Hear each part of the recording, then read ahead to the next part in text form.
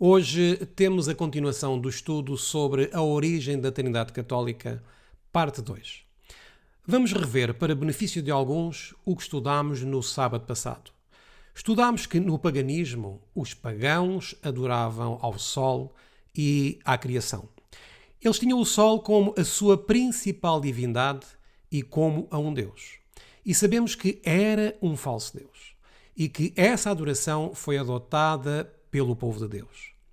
Ezequiel faz menção desta apostasia quando diz que estavam de costas voltadas para o templo de Deus e os seus rostos para o Oriente, e desta maneira adoravam ao Sol. Mudaram a adoração a Deus, que encontrava-se dentro do santuário, incluindo o átrio, para a adoração à criação e à matéria. E este conceito de adoração à matéria e à substância surgiu através da filosofia grega. E eles diziam que só poderia haver uma fonte de origem. E estes filósofos tiveram muita influência na grande apostasia, que teve o seu clímax no século IV. Os seus conceitos filosóficos diziam que o importante era a essência, a matéria, e estes conceitos aplicaram a Deus. Então disseram que Jesus era da mesma substância que o Pai, ao invés de entender o caráter amoroso do Pai, revelado em Cristo Jesus. Não buscaram as Escrituras, mas trataram de invocar a Deus com conceitos filosóficos. E nos dias de hoje temos todos estes conceitos, sobretudo retirados dos credos de Niceia, que têm influenciado toda a teologia. E as religiões que dizem que Jesus também é gerado e não criado tiraram também daqui a sua influência. E estes credos e documentos católicos ensinam que o Pai copulou consigo mesmo e deste ato foi gerado o Filho. Depois, os dois tiveram um ato íntimo amoroso e desta intimidade surgiu o Espírito Santo. E os trinitarianos atuais e os falsos protestantes, bem como a Igreja Católica, creem no mesmo. E hoje vamos continuar o nosso estudo da Palavra de Deus com a Bíblia e o Espírito de Profecia. E com a ajuda de Deus vamos esquadrinhar as Escrituras. No estudo passado vimos a origem do falso. Hoje veremos a revelação do verdadeiro. Continuaremos o nosso estudo de hoje com a secção 2, o mistério escondido desde a eternidade, Pai, Filho e Espírito Santo. A serva do Senhor diz que Pai, Filho e Espírito Santo deram-se a si mesmos ao estabelecerem o plano da redenção. Mas alguns dizem que em Patriarcas e Profetas e História da Redenção é citado somente o Pai e o Filho, que no concílio apenas estavam os dois. Mas hoje vamos aprofundar-nos um pouco mais neste tema. Vamos ao livro de Efésios, no capítulo 3, e vamos ler a partir do versículo 1. E este é um capítulo que todos deveríamos ler. Por esta causa eu, Paulo, sou o prisioneiro. E prisioneiro de quem? De Jesus Cristo por vós, os gentios. Se é que tendes ouvido a dispensação da graça. E da graça de quem? De Deus, que para convosco me foi dada, como me foi este mistério manifestado pela revelação. Então este mistério foi manifestado por revelação, como antes um pouco vos escrevi. Por isso, quando ledes, podeis perceber a minha compreensão. E compreensão em quê? Do mistério de Cristo, o qual noutros séculos não foi manifestado aos filhos dos homens, como agora. E o que é que diz o texto? Tem sido revelado pelo Espírito. E a quem? Aos seus santos apóstolos e profetas. E foi revelado por quem, meus irmãos? Pelo Espírito. E qual é a obra do Espírito? Revelar. Revelar qual é a graça de Deus através de Cristo Jesus. Nos 5 primeiros versículos encontramos o Espírito Santo, encontramos Jesus e encontramos o Pai. Meus irmãos, Roma não inventou estas palavras, Deus, Cristo Jesus, nem o Espírito Santo. É algo revelado. São frases ou palavras, se podemos assim dizer, que estão nas Escrituras, que foram reveladas na Palavra de Deus. Isto não é invenção de Roma. Isto é a Palavra de Deus. Os antitrinitarianos dizem que as palavras Pai, Filho e Espírito Santo são termos inventados pela Igreja de Roma. Será que eles não leem as Escrituras? Certamente não estão interpretando da mesma maneira que os helenistas, como interpretou Platão e os famosos pais da Igreja Católica Romana? Continuemos com o texto de Efésios no capítulo 3. A saber que os gentios são co-herdeiros e de um mesmo corpo e participantes da promessa em Cristo pelo Evangelho, do qual fui feito ministro, pelo dom da graça de Deus, que me foi dada segundo a operação do seu poder. A mim, o mínimo de todos os santos, me foi dada esta graça de anunciar entre os gentios, por meio do Evangelho, as riquezas incompreensíveis de Cristo. No versículo 8 diz: a mim foi dado. E vejam o que diz agora o versículo 9. E demonstrar a todos qual seja a comunhão do mistério que desde os séculos esteve oculto em Deus, que tudo criou. No versículo 9, Paulo está a dizer-nos que não só lhe foi revelado o mistério, mas também a missão de esclarecer este mistério que esteve oculto desde os séculos, realizado nos concílios celestiais. Alguns antitrinitarianos dizem que já não há mais mistérios. Dizem que a Igreja que tem a verdade presente já não possui mais mistérios a serem revelados. Creem que já possuem tudo, já se meteram na mente de Deus e por isso já não precisam de entender mais nada. Isto é um absurdo. Continuemos a ler as Escrituras. E demonstrar a todos qual seja a comunhão do mistério que desde os séculos esteve oculto em Deus, que tudo criou por meio de Jesus Cristo, para que agora, pela Igreja, a multiforme sabedoria de Deus seja conhecida dos principados e potestades nos céus, segundo o eterno propósito que fez em Cristo Jesus, nosso Senhor. O propósito eterno, o mistério eterno entre o Pai, o Filho, e a irmã White cita também o Espírito Santo, foi revelado pelo Espírito Santo. Continuemos com Efésios capítulo 3, mas agora nos versículos 14 a 19. Por causa disto me ponho de joelhos. Paulo diz que devido a ter-lhe sido revelado o mistério e poder aclarar a outras este mistério, por este motivo ele põe-se de joelhos perante o Pai de nosso Senhor Jesus Cristo. Lemos aqui a palavra Pai e Jesus Cristo, do qual toda a família nos céus e na terra toma o nome, para que, segundo as riquezas da sua glória, vos conceda que sejais fortalecidos com poder. E por quem? Pelo seu Espírito no homem interior, para que Cristo habite pela fé nos vossos corações, a fim de, estando enraizados e fundados em amor, poderdes perfeitamente compreender com todos os santos qual seja a largura e o comprimento e a altura e a profundidade, e conhecer o amor de Cristo, que excede todo o entendimento, para que sejais cheios de toda a plenitude de Deus. Vejam o que diz o texto: fortalecidos pelo seu Espírito, para que Cristo habite em nós, para que sejamos cheios da plenitude de quem, meus irmãos? De Deus. Mais uma vez pergunto: quem revelou estas palavras? Deus, Pai, Jesus Cristo e Espírito.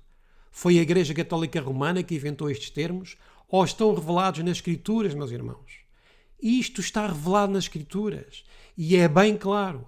E os antitrinitarianos teimam em dizer que foi inventado por Roma e continuam com as suas ideias, indo tão longe até que, quem sabe, cometerem então o pecado contra o Espírito Santo, pois estão a negar a divindade de Cristo e a divindade do Espírito Santo. Muitos estão caindo neste erro. Muitos estão crendo nesta blasfémia.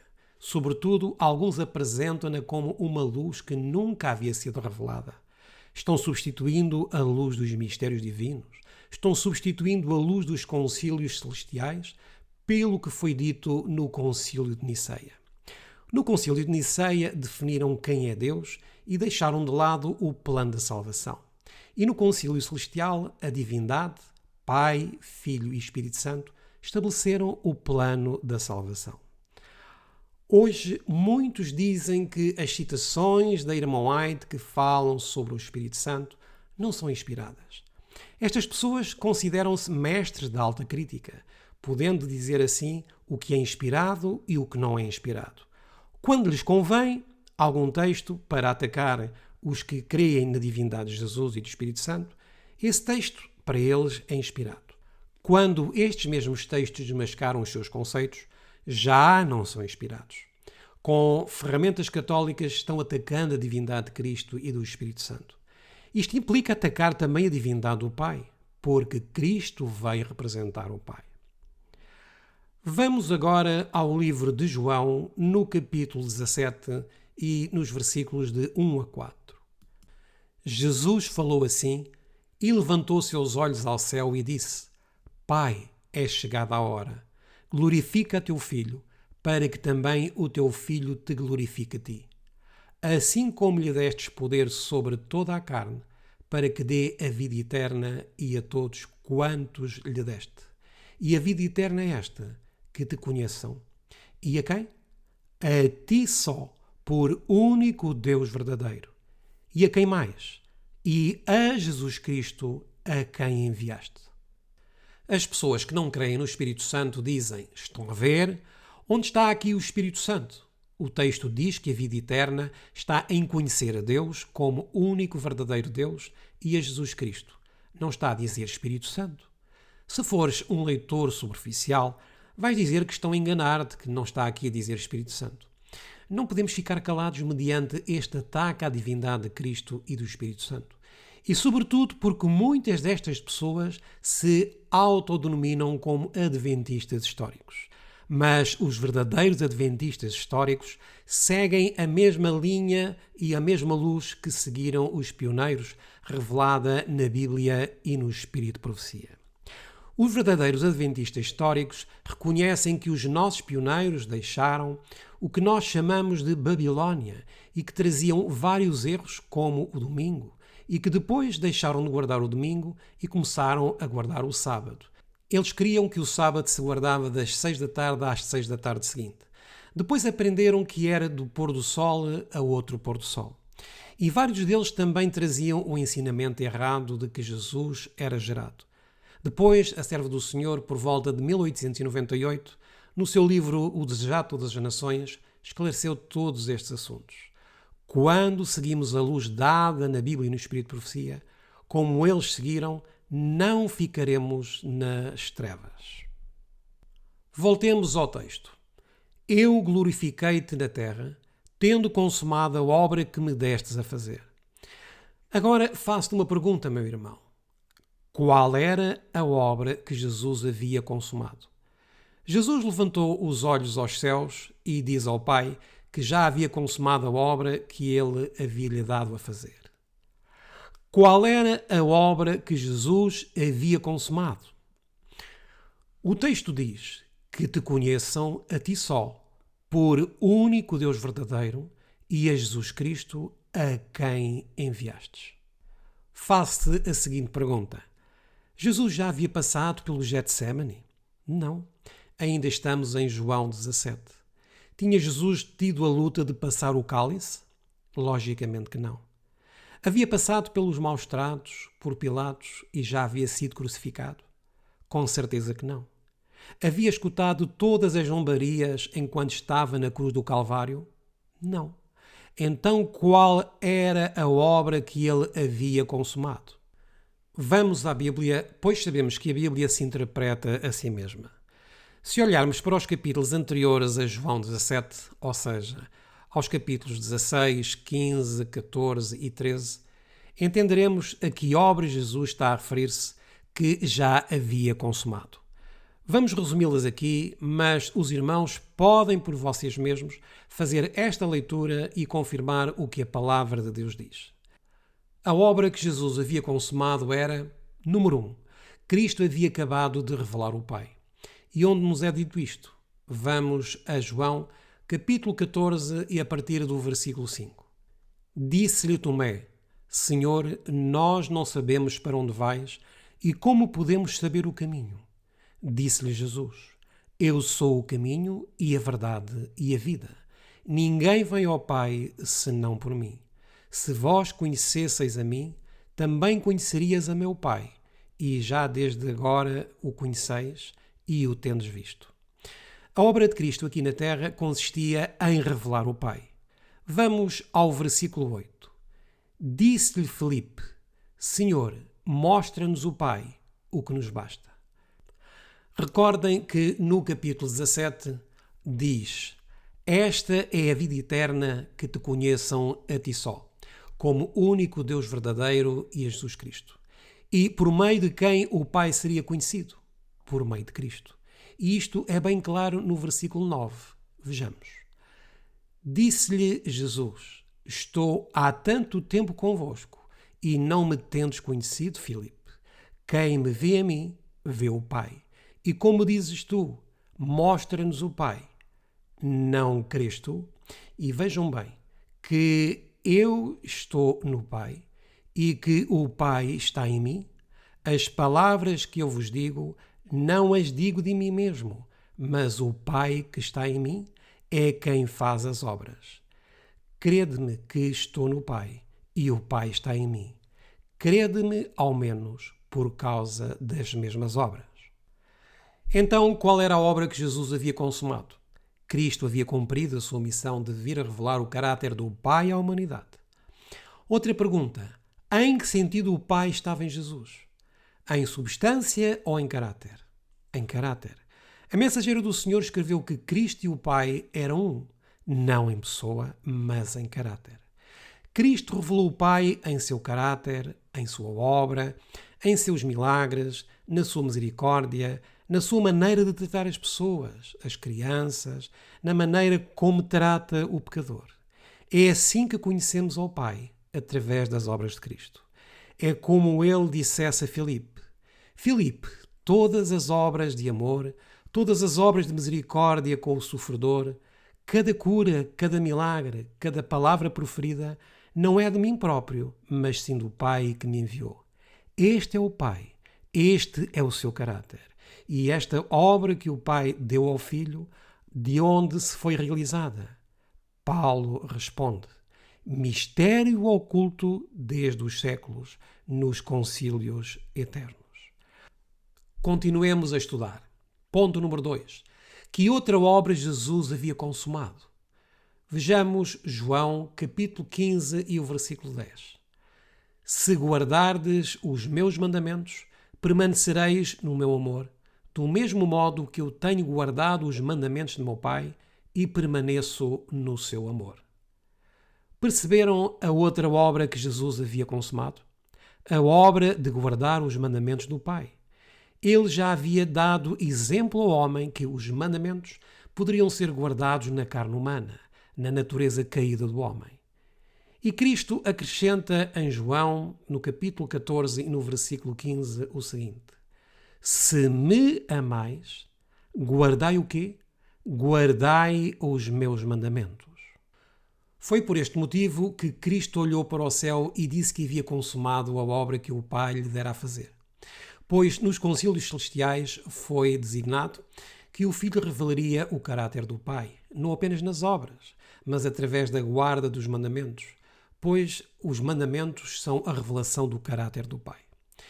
E agora, a partir do Getsemane até ao sepulcro, iria começar outro tipo de obra. Qual é então este tipo de obra?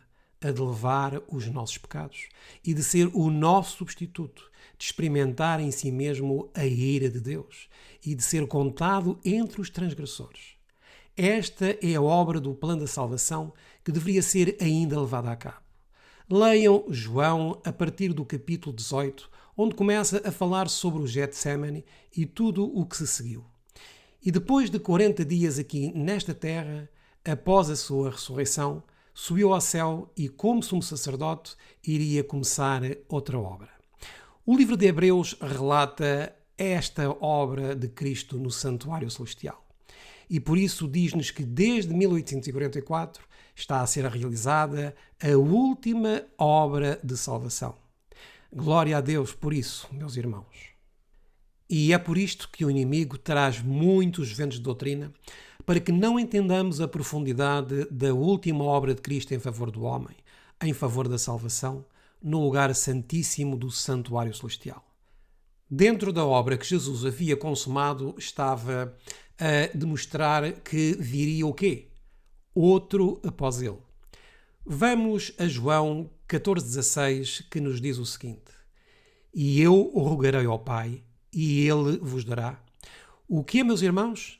Outro Consolador, para que fique convosco para sempre. O Espírito de verdade, que o mundo não pode receber, porque não o vê nem o conhece. Mas vós o conheceis, porque habita convosco e estará em vós. Jesus disse em João capítulo 17, os versículos 3 e 4 o seguinte: E a vida eterna é esta, que te conheçam a ti só, por único Deus verdadeiro, e a Jesus Cristo, a quem enviastes. Eu glorifiquei-te na terra, tendo consumado a obra que me destes a fazer. Esta obra incluía revelar aos apóstolos que viria outro Consolador. João 14, e agora no versículo 26 diz: Mas aquele Consolador, o Espírito Santo, que o Pai enviará e em que, meus irmãos? Em meu nome. Este texto está a falar do Pai, do Filho e do Espírito Santo. Pergunto-vos novamente, este texto foi inventado pela Igreja Católica ou foi revelado por Deus através de Cristo para os apóstolos antes que a obra de Cristo fosse concluída? Esse vos ensinará todas as coisas e vos fará lembrar de tudo quanto vos tenho dito. Então, a obra que Cristo se refere em João 17 é, número 1, revelar o caráter do Pai. Número 2, mostrar que é possível guardar os mandamentos em carne humana. Número 3, parte desta obra era revelar aos apóstolos que viria outro Consolador. Em grego diz-se Paracletos. E esta é uma palavra grega composta, para-icletos, ou seja, aquele que é chamado ao lado de alguém, ou que está com você. Esta palavra também é usada no texto de 1 de João, capítulo 2 e versículo 1, que nos diz: Filhinhos, estas coisas vos escrevo, para que não pequeis, e se alguém pecar, temos um advogado. Em grego, aqui a palavra advogado está representada por parakleton, que é a mesma palavra. Então, o que é que Jesus nos está a dizer? Voltemos ao texto. E eu rogarei ao Pai, e ele vos dará outro Consolador. Ou seja, outro advogado, mas este estará com vocês. Que o mundo não pode receber, porque não o vê nem o conhece.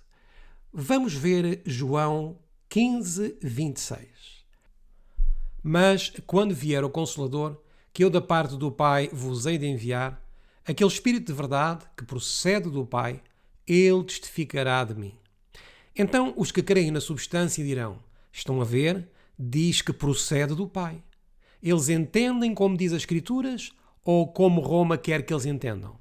Mais uma vez temos Pai, Filho e Espírito Santo na palavra revelada. E é dito outro Consolador, que ficaria no lugar de Cristo quando este fosse para o céu. Pergunto a vocês, outro significa a mesma pessoa? Vamos a 2 exemplos na Bíblia, pois a palavra se estabelece com 2 ou 3 testemunhos.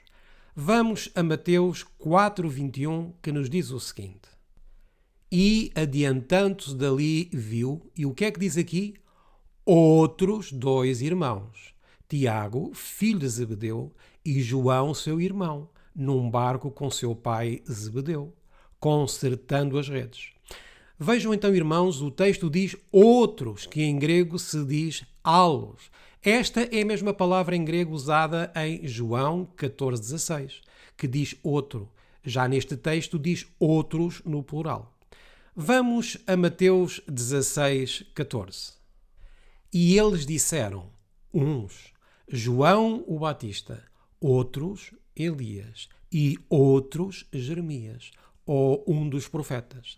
A mesma palavra em grego é usada neste texto também.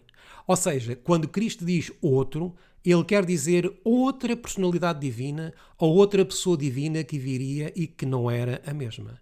E ele testificaria de Jesus, assim como Cristo testificou do seu Pai. Vamos avançar um pouco mais no estudo e vamos a João no capítulo 16 e a partir do versículo 4 até ao 15. E eu não vos disse isto desde o princípio. O que é que Cristo não havia dito desde o princípio? Que viria outro Consolador. E porquê é que Cristo não havia dito isto? Porque estava convosco.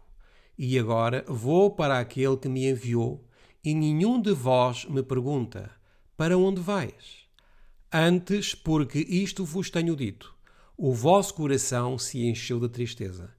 Todavia, digo-vos a verdade, que vos convém que eu vá, porque se eu não for, o Consolador, ou seja, o Paracletos ou outro advogado, não virá a vós, mas quando eu for, vou-lo enviarei, e quando ele vier, convencerá o mundo do pecado e da justiça e do juízo. Do pecado, porque não creem em mim, da justiça, porque vou para meu Pai e não me vereis mais. Vamos entender algo aqui. Qual seria a obra do Consolador? Convencer as pessoas do pecado. E porquê? Porque não creem em Jesus. E da justiça, porque Cristo iria para o Pai. Vejam que o Espírito Santo está relacionado com Cristo e com o Pai. Vamos ao versículo 12. Ainda tenho muito que vos dizer, mas vós não o podeis suportar agora. Mas quando vier aquele, o Espírito de verdade, ele vos guiará em toda a verdade, porque não falará de si mesmo, mas dirá tudo o que tiver ouvido e vos anunciará o que há de vir. É esta uma característica de Deus, meus irmãos? Claro que sim. Ele me glorificará, porque há de receber do que é meu, e vou-lo há de anunciar. Tudo quanto o Pai tem é meu. Por isso vos disse que há de receber do que é meu, e vou-lo há de anunciar. Então, meus irmãos, a obra do Espírito Santo é receber o que é de Jesus. E tudo quanto Jesus tem, o Pai também tem. Ou seja, o caráter, os propósitos, os desígnios e mostrar-nos a nós. Isto é o que dizem as Escrituras. Mas sabem o que é que dizem os antitrinitarianos? Eu quero ver um terceiro trono, porque não encontro aí um terceiro trono. Querem meter-se nos mistérios de Deus. Querem ser maiores que Deus e encontrar este terceiro trono. Mas não querem ser humildes e aceitarem que aí está o Espírito Santo, recebendo do Pai e do Filho e o tornando conhecido para nós. Meus irmãos, o que é revelado é para nós e nossos filhos, dizem as Escrituras. O plano da salvação é muito profundo. E porque é que em João 17,3 Jesus diz que te conheçam a ti e a Jesus Cristo? Porque o Espírito Santo lhes faria saber todas estas coisas. O Espírito Santo lhes faria saber sobre o Pai e dar a conhecer sobre a obra do Filho. O Espírito Santo esquadrinha o profundo de Deus. E para esquadrinhar o profundo de Deus, tem que ser uma pessoa divina. E isto é comentado pela irmã White. Hoje em dia, os antitrinitarianos dizem que esta terceira pessoa é Lucifer. E muitos negam a divindade de Cristo, dizendo que ele é uma substância vinda do Pai e que o Espírito Santo é apenas um sopro. Vamos ler esta passagem escrita pela Mensageira do Senhor na meditação para conhecê-lo, na página 363. E demonstrar a todos qual seja a dispensação do mistério, que desde os séculos esteve oculto em Deus, que tudo criou. Efésios 3:9. Aqui irmão White cita Paulo em Efésios 3:9. Muitos se têm empenhado em definir o mistério aqui mencionado pelo apóstolo Paulo, mas ele abrange muito e são estranhamente limitadas nossas ideias acerca do amor, da bondade e compaixão de Deus. Por isso que nosso conhecimento das coisas espirituais se tornou tão atrofiado e débil. Não temos avançado de um conhecimento para outro conhecimento maior. O Senhor não tem podido abrir-nos ao entendimento muitas coisas preciosas. Em face das perdas que temos tido por nosso espírito terreno e vulgar, temos muita coisa que nos humilha. Desde a promessa dada no Éden, Deus tem revelado mediante os profetas os seus mistérios. Muitos destes, porém, permanecem velados. Estes que dizem que o Espírito Santo não é Deus e dizem que já não há mais mistérios, leiam o que está escrito. Aprendam a esquadrinhar as Escrituras e o Espírito de profecia. Examinai as Escrituras, disse Jesus, pois elas testificam de mim. Quão obscuras parecem as dispensações da providência. Quanta necessidade há de implícita fé e confiança no governo moral de Deus. Não estamos ainda suficientemente adiantados em realizações espirituais para compreender os mistérios de Deus. Podemos então compreender todos os mistérios de Deus? Não, irmãos. Só podemos compreender os mistérios que foram revelados e que Deus, em sua sabedoria, o permitiu. Mas quando compusermos a família do céu, esses mistérios ser-nos-ão desdobrados.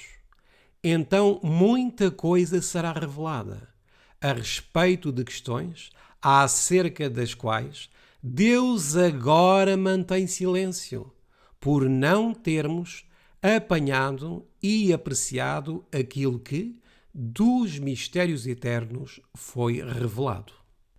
Isto é para aqueles que querem ver o trono do Espírito Santo. Querem meter-se na mente e nos concílios de Deus, assim como Satanás quis meter-se na mente e no concílio de Deus. E querem entender toda a profundidade de um Deus eterno. Muitos estão fazendo isto, metendo-se na profundidade dos mistérios não revelados e querendo decifrá-los.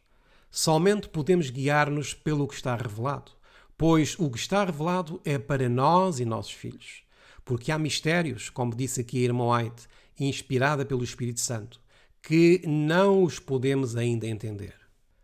Tornar-se-ão claros os caminhos da providência. Desdobrados serão os mistérios da graça recebida por intermédio de Cristo. Aquilo que a mente não pode agora apreender, que é difícil de ser compreendido, será explicado. Veremos ordem naquilo que parecia inexplicável, sabedoria em tudo o que nos foi vedado, bondade e graciosa misericórdia em tudo que nos foi comunicado. A verdade, livre de obscuridade, em uma só linha será desdobrada ao espírito e suportar-se-á seu brilho. O coração será levado a cantar de alegria. Para sempre terminadas estarão as lutas e solvidas todas as dificuldades. Qual é o mistério que foi revelado a Paulo? Porque sabemos que há muitos mistérios que serão revelados na eternidade. Mas Paulo diz que a ele foi revelado este mistério. Vamos agora a Sinais dos Tempos de 25 de março de 1897, que nos diz o seguinte: Deus tinha conhecimento dos acontecimentos do futuro, mesmo antes da criação do mundo. Ele não fez seus propósitos de acordo com as circunstâncias, mas permitiu que as coisas se desenvolvessem e funcionassem. Ele não trabalhou para produzir uma determinada condição de coisas. Ou seja, Deus não manipulou os acontecimentos, mas sabia que tal condição existiria. O plano que deveria ser executado após a deserção de qualquer uma das altas inteligências do céu, este é o segredo, o mistério que tem estado oculto desde a eternidade.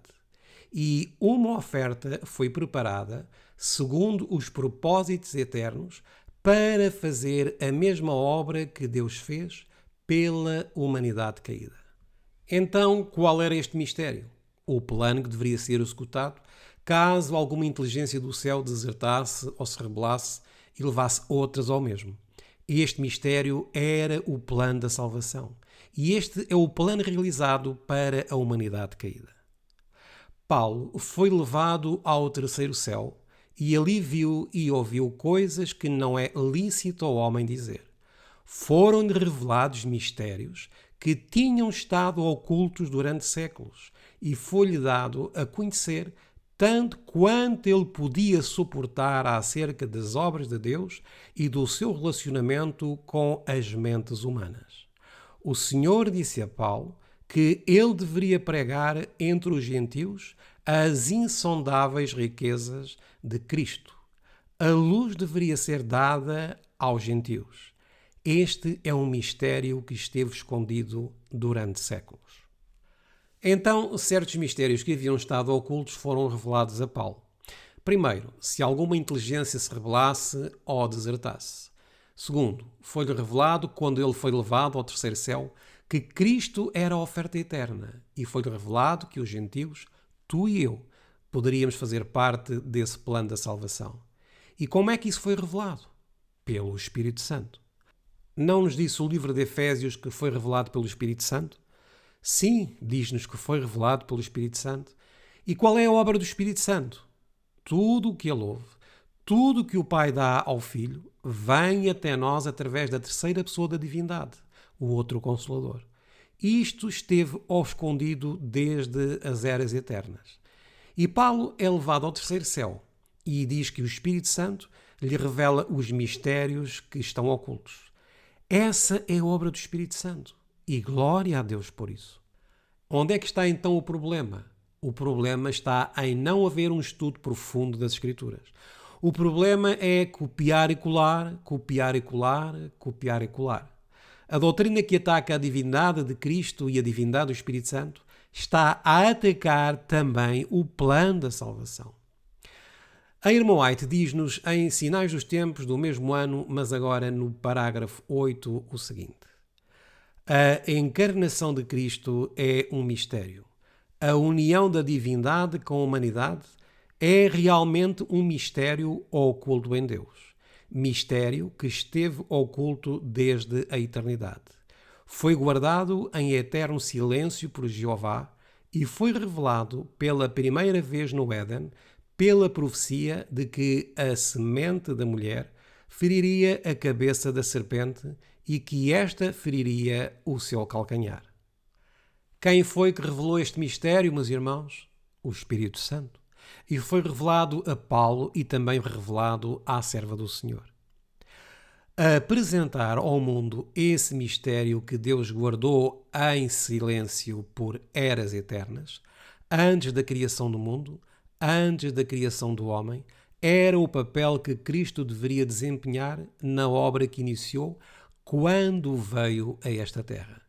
E esse maravilhoso mistério, a encarnação de Cristo e a expiação que ele fez, deve ser declarado a todo o filho e filha de Adão, seja judeu ou gentil. Os seus sofrimentos cumpriram perfeitamente as exigências da lei de Deus. Nenhum dos apóstolos poderia ter preenchido a deficiência se houvesse alguma. Desde a eternidade há um plano para salvar-me a mim e a ti, e eu tenho que aceitar pela fé. E necessitamos de outro Consolador para esquadrinhar o nosso coração e trazer-nos tudo o que diz respeito ao ministério de Cristo. Estamos na última obra da salvação, e Satanás está a lutar contra esta obra, quando diz que o Espírito Santo é um sopro e não um ser distinto em caráter e personalidade, e que vai revelar para nós o caráter e a obra de Cristo e o plano da salvação. No parágrafo 10 é-nos dito o seguinte: Em Cristo, Deus viu o reflexo da sua própria imagem. Deus manifestou-se na carne por causa da completa identidade de seu caráter com o caráter de Cristo. Que Deus se manifestasse assim na carne foi uma maravilha para as hostes celestiais. Mistério que esteve oculto desde os séculos sem fim e desde as gerações. Entenderam então, meus irmãos? Deus e Cristo eram um em caráter, mas não em substância. Jesus, o Verbo de Deus. Primeiramente, vamos entender que a palavra de Deus diz que toda a Escritura é inspirada por Deus. Logo, a mesma Bíblia diz também que os santos homens de Deus falaram inspirados pelo Espírito Santo. Então, o Espírito Santo é Deus? Claro que sim, meus irmãos. E esta inspiração também ocorreu com o Espírito de profecia e serve para aqueles que rebaixam os escritos e o grau profético da mensageira do Senhor, pois foi o mesmo Espírito que inspirou os escritores da Bíblia, que inspirou também a serva do Senhor. João, capítulo 1 e os versículos 1 e 2 dizem-nos: No princípio era o Verbo, e o Verbo estava com Deus, e o Verbo era Deus. Ele estava no princípio com Deus. Quantas pessoas divinas temos aqui? O Verbo é Deus? Jesus é Deus? Sim. Um dos grandes princípios dos escritos de Ellen White e dos Evangelhos é mostrar a divindade de Jesus. E a divindade de Cristo consiste, entre outras coisas, que ele tem vida em si mesmo. E se assim não fosse, ele não seria divino. Quando Cristo ressuscitou Lázaro, isto foi uma prova da sua divindade. Então aqui, neste texto bíblico, temos duas pessoas divinas. Jesus, a quem chamamos o Verbo, e a Deus, Pai ou Deus Eterno. 1 de Timóteo 3,16. E, sem dúvida alguma, grande é o mistério da piedade. Deus se manifestou em carne. Pergunta: Cristo se manifestou em carne. Cristo é Deus? Claro que sim. Deus foi manifestado em carne. João 8,58 diz-nos: Disse-lhe Jesus: em verdade vos digo que, antes que Abraão existisse, eu sou.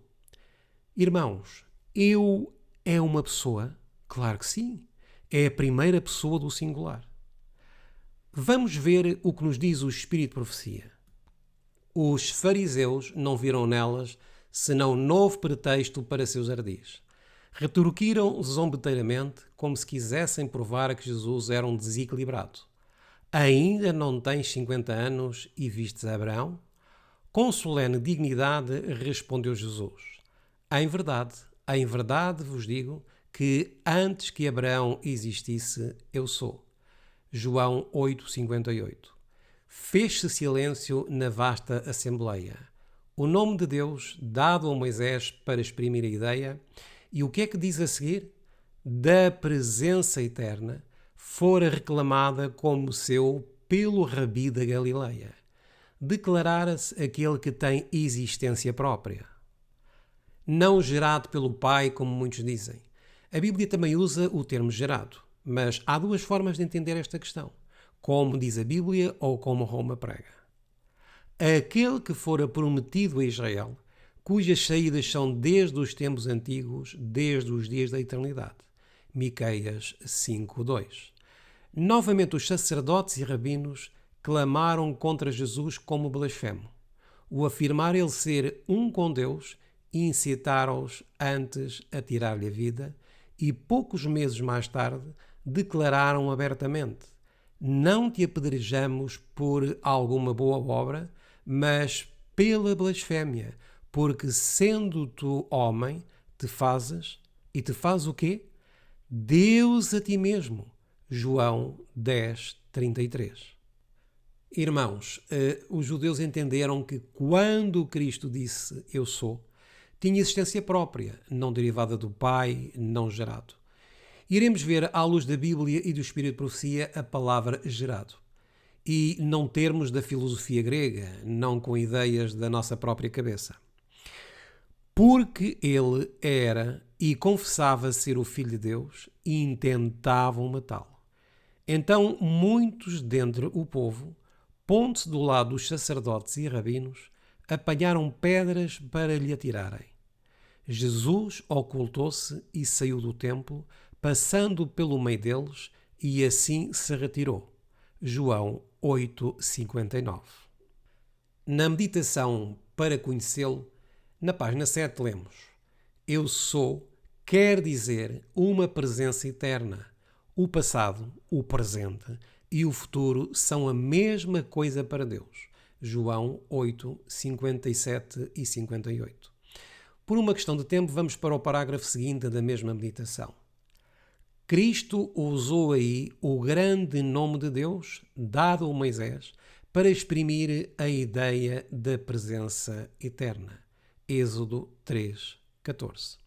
Mas muitas pessoas dizem: não, isto é um engano, pois em algum momento na eternidade ele foi gerado pelo Pai. E todos que afirmam isso estão a negar a divindade de Cristo. E isto é bem claro. Continua a dizer-nos a irmã White, mas agora na meditação, exaltai-o na página 4. Aqui Cristo lhes mostra que, embora calculassem que sua vida tinha menos de 50 anos, sua vida divina não podia ser calculada pelo cômputo humano. A existência de Cristo antes de sua encarnação não é medida por algarismos. Antes que Abraão existisse, eu sou. João 8:58. Cristo é o Filho de Deus.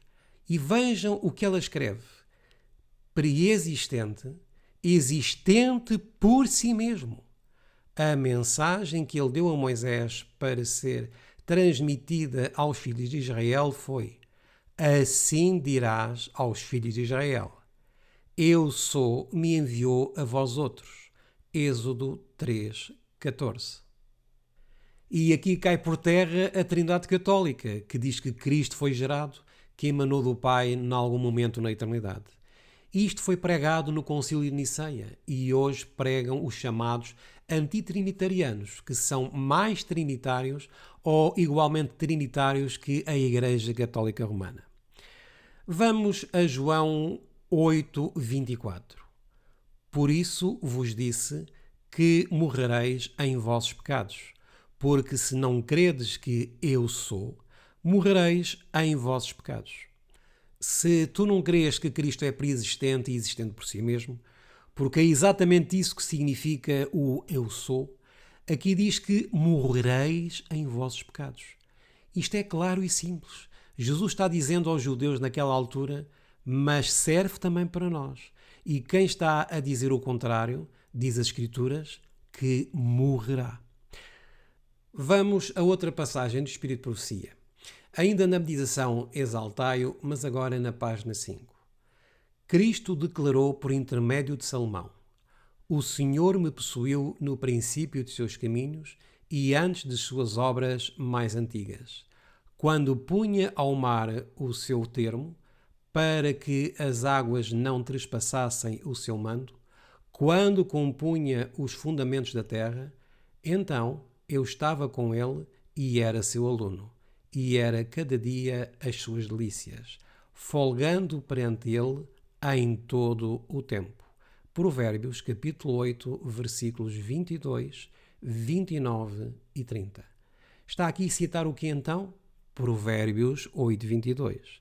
Então vamos ver o que é que nos diz Provérbios 8, 22.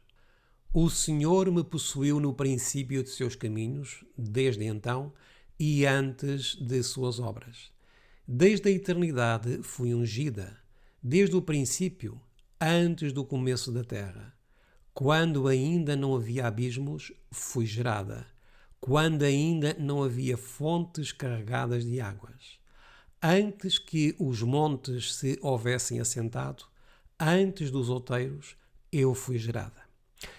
Os antitrinitarianos pegam nesta passagem e dizem: estão a ver? Está a referir-se a Jesus aqui que foi gerado. Não só aqui, mas também em Salmos, no capítulo 2, diz também que hoje te gerei.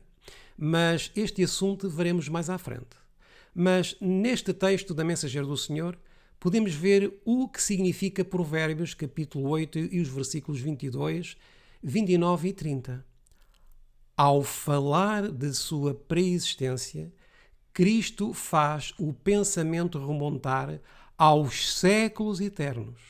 Ele nos assegura que nunca houve um tempo em que não estivesse em íntima ligação com o Deus eterno.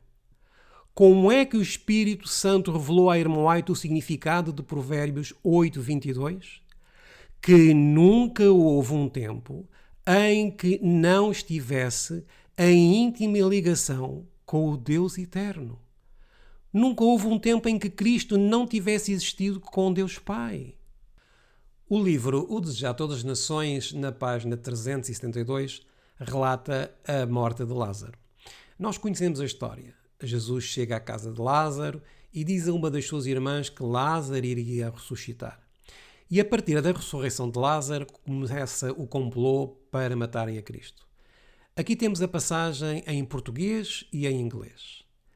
Ainda procurando dar a verdadeira direção à sua fé, Jesus declarou: Eu sou a ressurreição e a vida. Ou seja, autoexistente. Agora vejam o que é que diz em inglês. In Christ is life original, unborrowed, underived. Em Cristo há vida original não emprestada. Não foi o Pai que lhe deu, não derivada, que não foi gerada, mas você pode estar a dizer, mas a Bíblia diz gerada. Sim, mas não podemos interpretar com conceitos pagãos ou conceitos de Platão.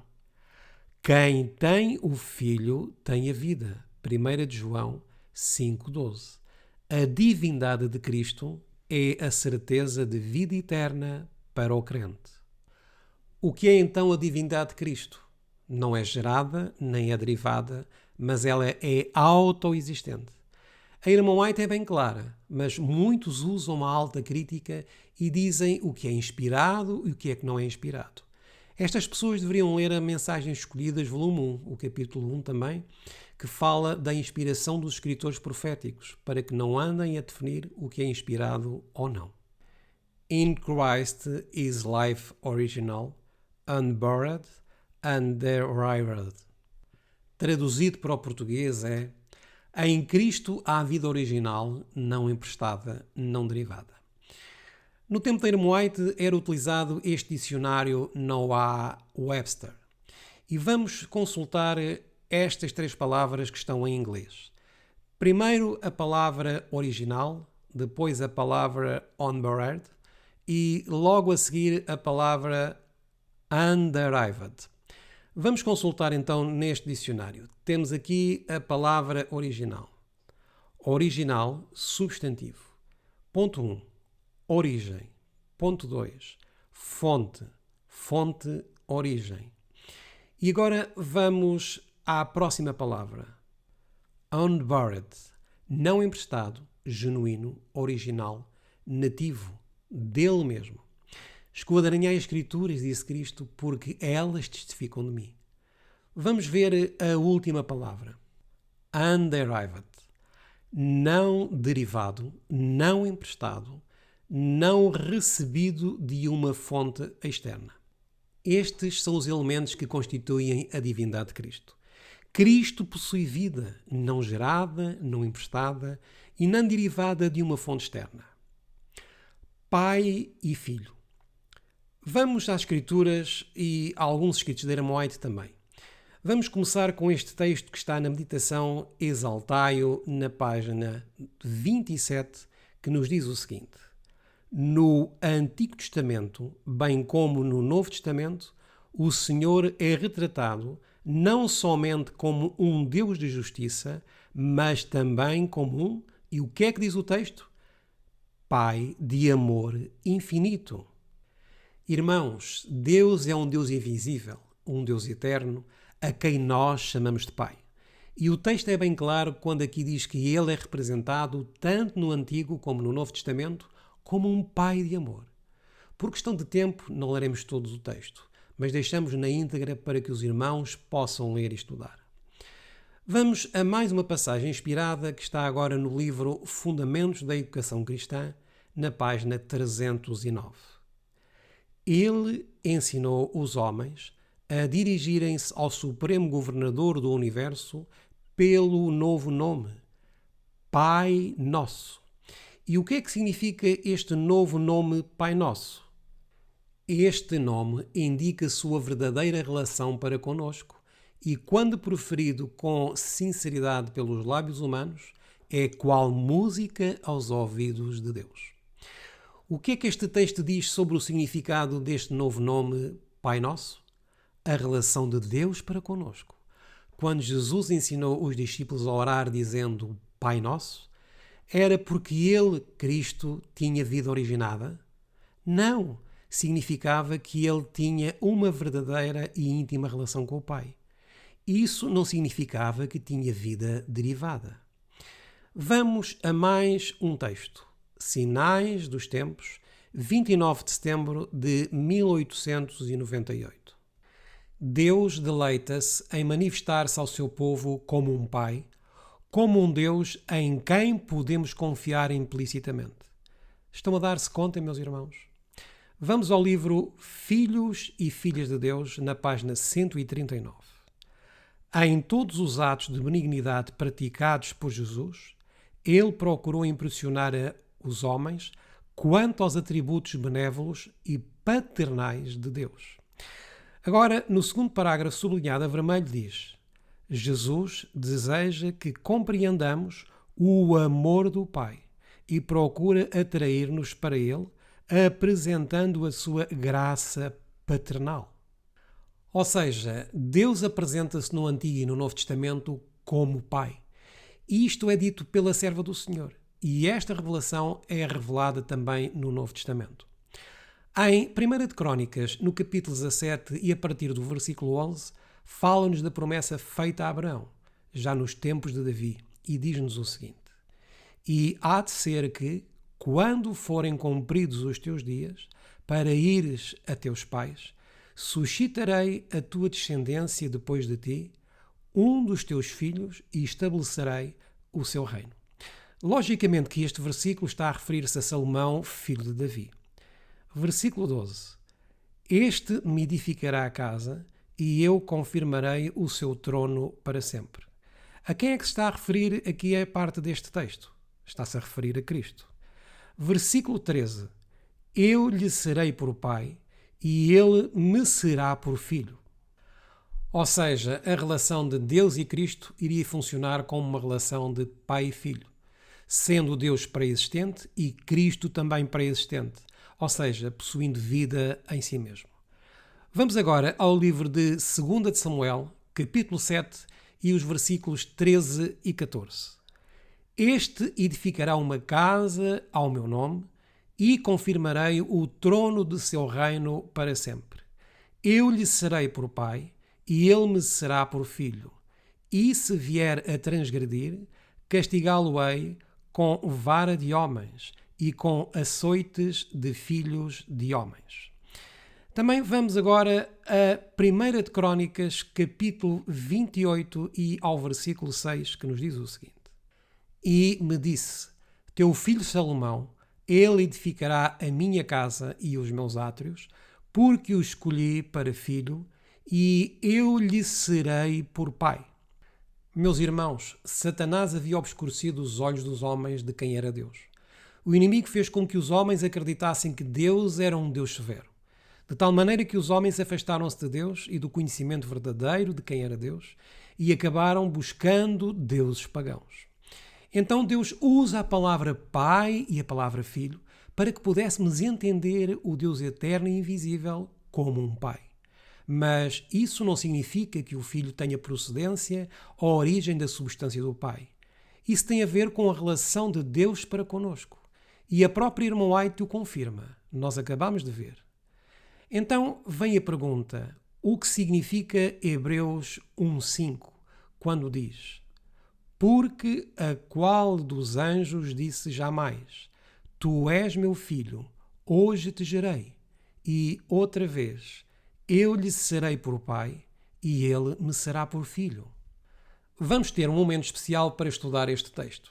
Isto é para deixar claro que é através deste texto que os antitrinitarianos se baseiam. E parece que contraria tudo o que temos estado a estudar. Por isso, vamos entender e compreender o que significa esta passagem. Nós acabamos de ver que a palavra pai e filho é usada somente para entender o caráter do pai e a sua relação conosco e a função do filho. Vamos ver funções no Antigo Testamento acerca do pai.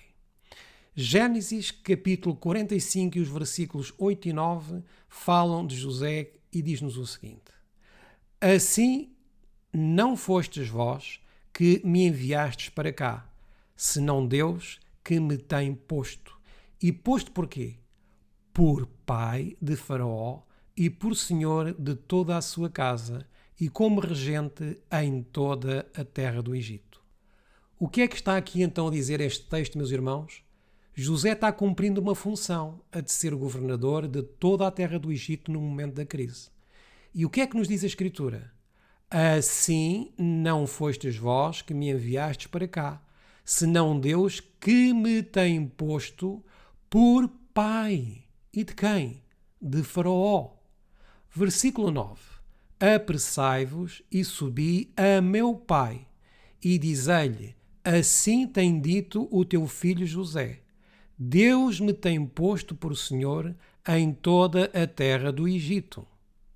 Ora, se formos ver literalmente, eu pergunto, José era pai de Faraó? Claro que não. Mas Deus o pôs por pai. José gerou a Faraó? Também não. E o que é que isto quer dizer? Que José está cumprindo uma função. Ele iria cumprir, através de Deus, a função de governar o Egito em tempo de vacas magras. Estamos a apresentar estes versículos porque, quando é usada a terminologia pai e filho, dizem eles que é porque foi gerado do pai. Meus senhores, estudem a palavra de Deus. Voltemos à Bíblia. 1 de Samuel, capítulo 13, versículo 6. E o Senhor tornou a chamar outra vez a Samuel. E Samuel se levantou e foi a Eli e disse, Eis-me aqui, porque tu me chamastes. Mas ele disse, e o que é que disse Eli? Vejam bem, não te chamei eu, filho meu, torna a deitar-te. Então fazemos a pergunta, quem eram os pais de Samuel? Sabemos que era Ana e Elcana. Mas aqui quem está a ser chamado de filho é Samuel, por Eli. Mas Eli era o seu pai? Não. Eli tinha filhos. E tinha 2 filhos que não se chamavam nenhum deles Samuel. Então aqui, meus irmãos, Eli estava cumprindo a função do pai e Samuel estava cumprindo a função de filho, ainda que não tivessem parentesco de carne e sangue. Eles estavam ligados através de um ministério que estavam a levar a cabo ambos. Meus irmãos, a Bíblia interpreta-se a si mesma, mas não a interpretemos de acordo com os concílios pagãos. Vamos a 2 de Reis, capítulo 2 e versículo 12. E sucedeu que, indo eles andando e falando, eis que um carro de fogo, com cavalos de fogo, os separou um do outro. E Elias subiu ao céu num redemoinho. O que, vendo Eliseu, clamou, meu pai, carros de Israel e seus cavaleiros. E nunca mais o viu. E, pegando as suas vestes, rasgou-as em 2 partes. Novamente pergunto, Elias era pai de Eliseu? Não. Então por que é que Eliseu o chamou de pai? Porque eles haviam trabalhado juntos no ministério. E isto é claro, um ministério profético que estava enfrentando a apostasia. Vamos agora a 2 de Reis, capítulo 13 e os versículos 14 até 16. E Eliseu estava doente da enfermidade de que morreu. E Jeoás, rei de Israel, desceu a ele e chorou sobre o seu rosto e disse, meu pai, o carro de Israel e seus cavaleiros. Quem disse meu pai? O rei de Israel. Foi o rei de Israel que chamou a Eliseu de pai. O rei de Israel foi gerado por Eliseu? É claro que não. Versículo 15. E Eliseu lhe disse, toma um arco e flechas. E tomou um arco e flechas. Então disse ao rei de Israel: põe a tua mão sobre o arco. E pôs sobre ele a sua mão. E Eliseu pôs as suas mãos sobre as do rei. Em que sentido o rei de Israel chamou a Eliseu de meu pai? Porque ele lhe deu instruções, pois ele não sabia o que fazer. E sentiu-se como um menino que deveria pedir instruções a alguém. Meus irmãos, debrucemo-nos nas Escrituras para podermos entender as mesmas. Vamos a Juízes capítulo 17 e os versículos de 7 a 11. E temos aqui também um caso muito interessante. E havia um moço de Belém, de Judá, da tribo de Judá, que era levita e peregrinava ali. E este homem partiu da cidade de Belém de Judá para peregrinar onde quer que achasse conveniente. Chegando ele, pois, à montanha de Efraim, até à casa de Mica, seguindo o seu caminho, disse-lhe Mica: de onde vens? E ele lhe disse: sou levita de Belém de Judá, e vou peregrinar onde quer que achar conveniente. Então lhe disse Mica: fica comigo, e sê-me por pai e sacerdote. Era então este levita pai de Mica? Não, ele era um levita peregrino. E cada ano te darei 10 moedas de prata e vestuário e o sustento. E o levita entrou. E consentiu o levita em ficar com aquele homem, e o moço lhe foi como um de seus filhos. Estamos a ver então, meus irmãos, tudo isto foi escrito para o nosso ensinamento e para entendermos a relação final que haveria entre o Antigo e o Novo Testamento. E isto é precioso.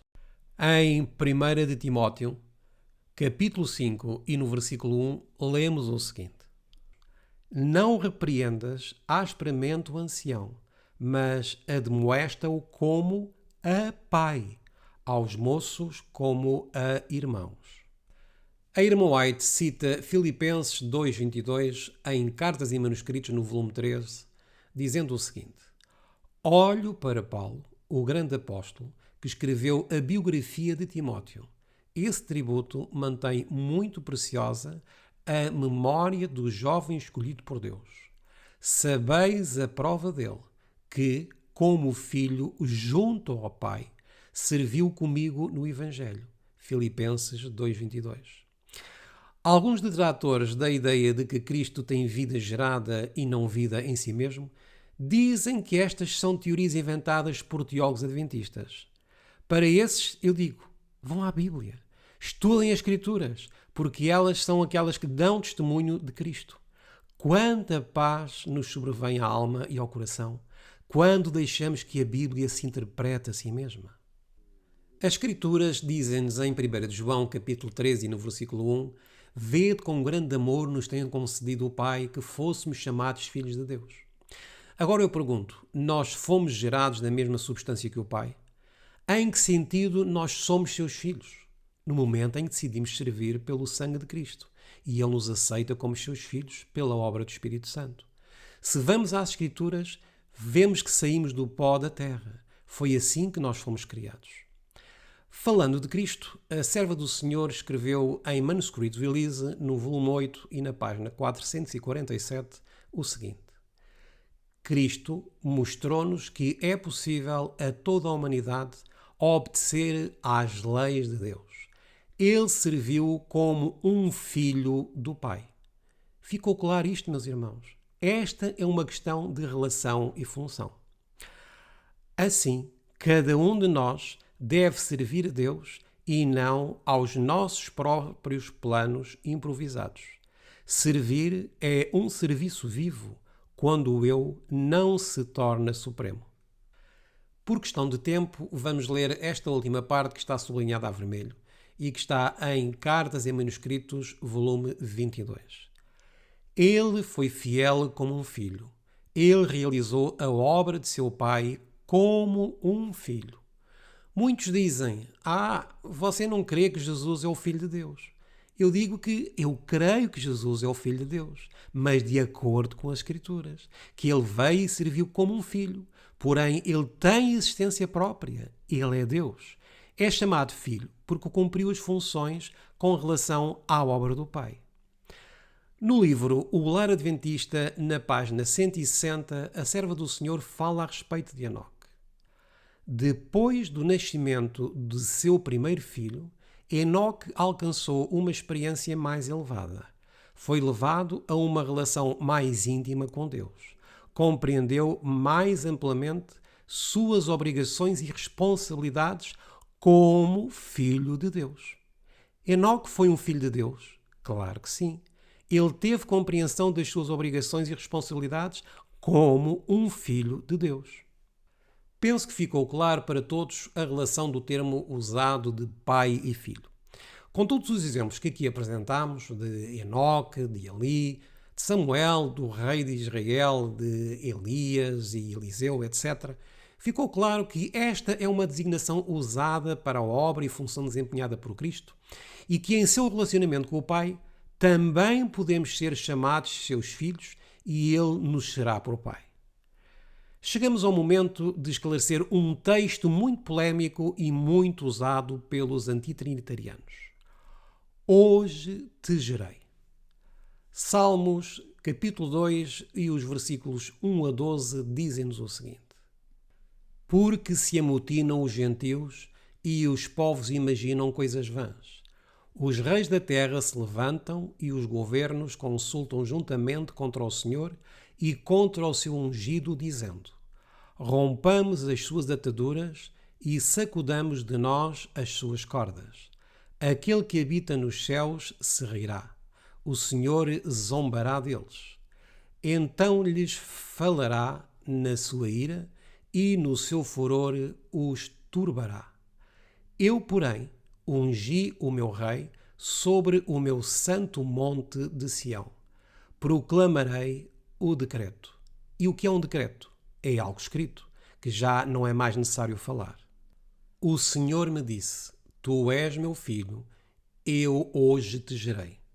Pede-me e eu te darei os gentios por herança e os fins da terra por tua possessão. Tu os esmigalharás com uma vara de ferro, tu os despedaçarás como a um vaso de oleiro.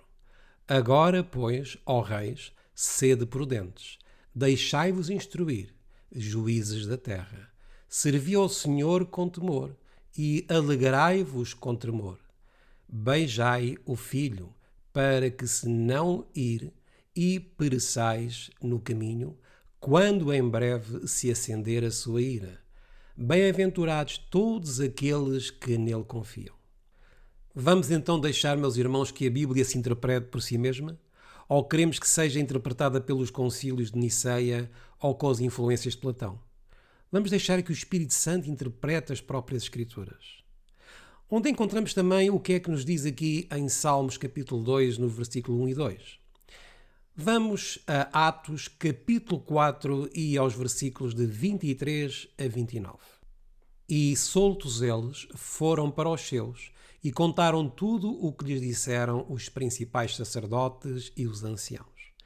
E, ouvindo eles isto, unânimes levantaram a voz a Deus e disseram: Senhor, Tu és o Deus que fizestes o céu e a terra e o mar e tudo o que neles há, que dissestes pela boca de Davi, teu servo. E o que é que eles mencionam aqui? É o Salmos 2. Porque bramaram os gentios e os povos pensaram coisas vãs. Levantaram-se os reis da terra e os príncipes se ajuntaram a uma contra o Senhor e contra o seu ungido.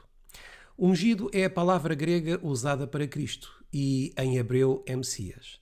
Aqui está a ser interpretado o verso 2 do Salmo capítulo 2. Quando é que se cumpriu isto?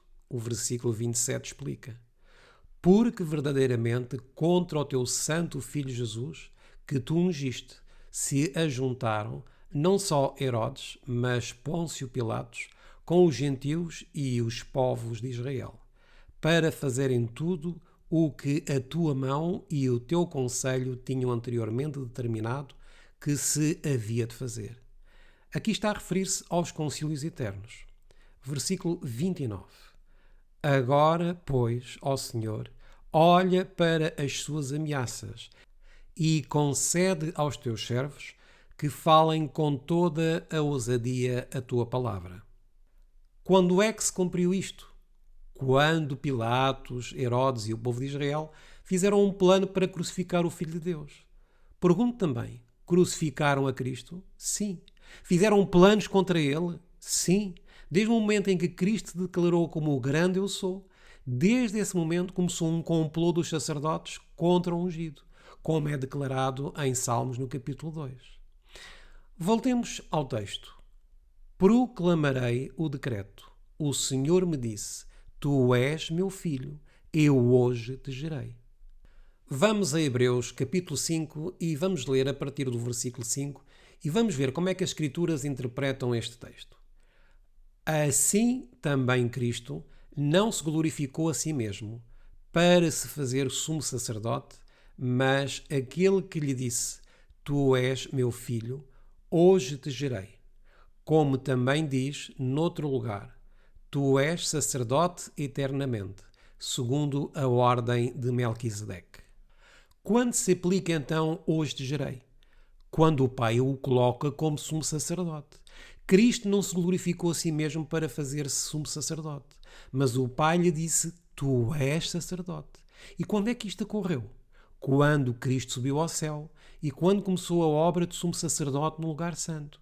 Aí então se aplica hoje te gerei, ou seja, uma nova função, a de sacerdote. E quando Cristo subiu ao céu, o Pai nomeou o sacerdote segundo a ordem de Melquisedeque. E aí se aplica novamente hoje te gerei.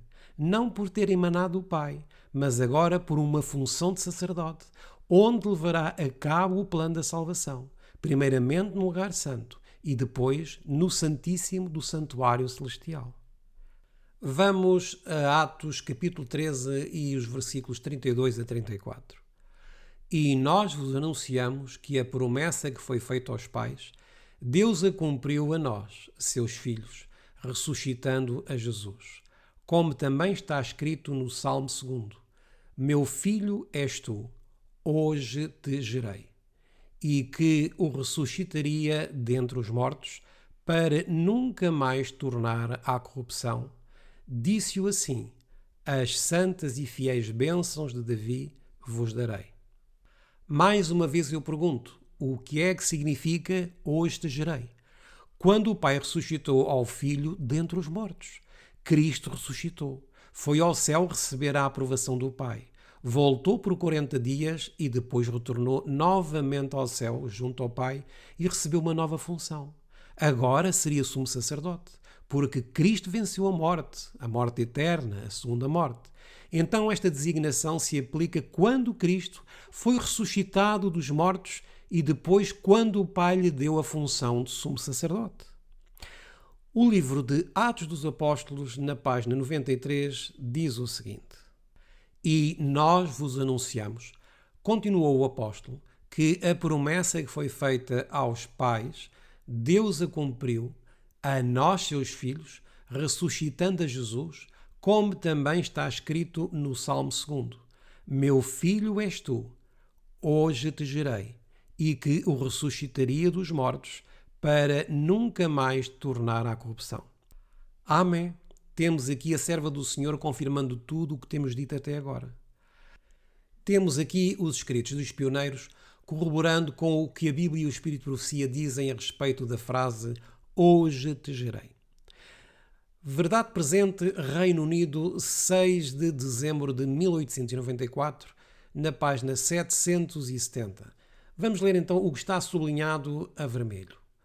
Quando ele foi ressuscitado dos mortos, não foi uma retomada do que ele havia abandonado no céu, mas Deus declarou: Tu és meu filho, hoje te gerei.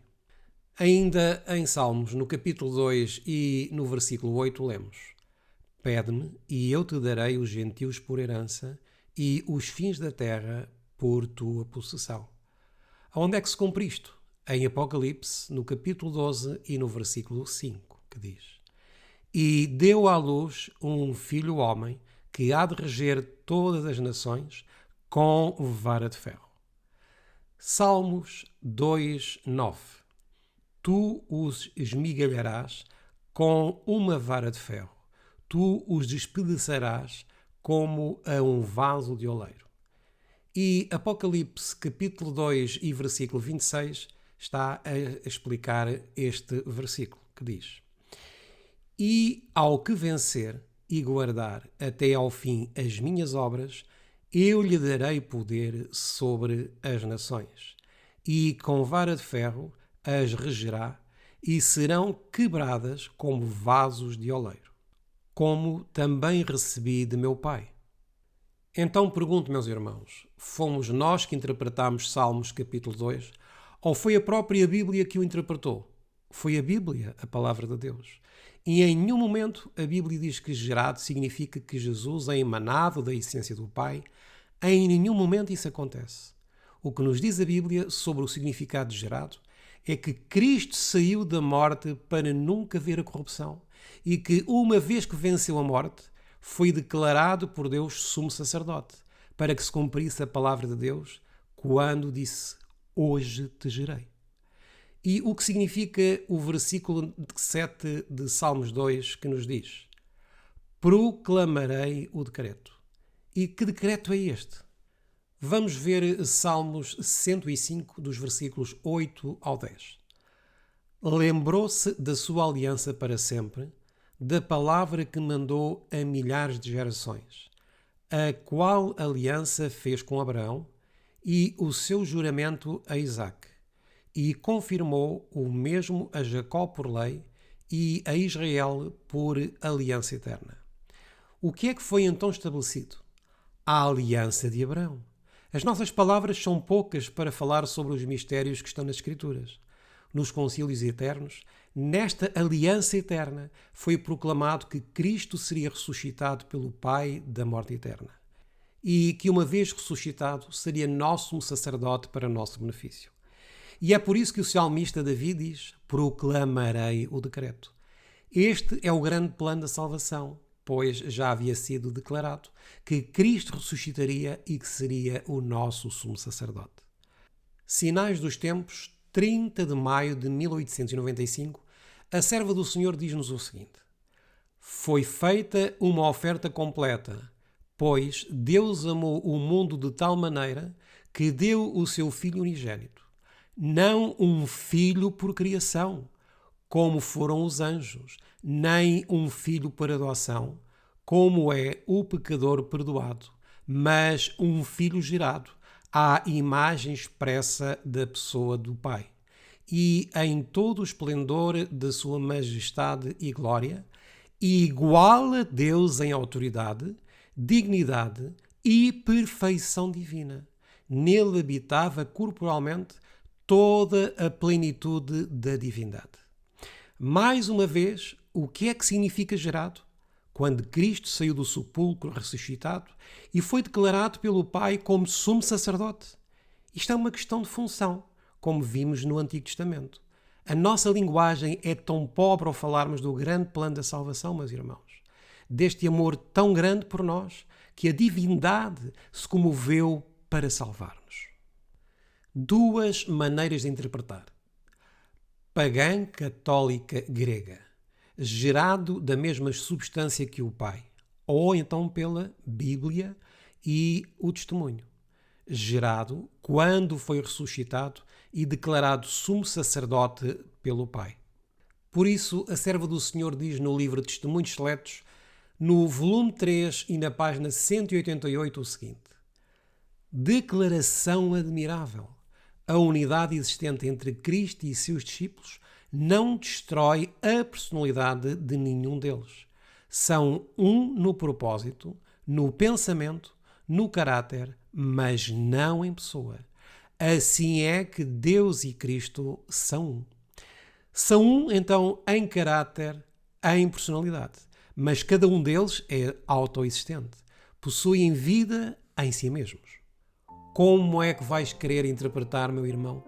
De acordo com a palavra de Deus ou de acordo com o concílio de Niceia? Tu és livre para escolher. Mas Cristo disse que, se não crerdes que eu sou, morrereis em vossos pecados. Tu decides, meu irmão. No próximo estudo, iremos falar sobre a divindade do Espírito Santo como uma pessoa distinta. Referente ao Espírito Santo, não nos esqueçamos que existe um pecado imperdoável. Há algo muito sério, meus queridos irmãos.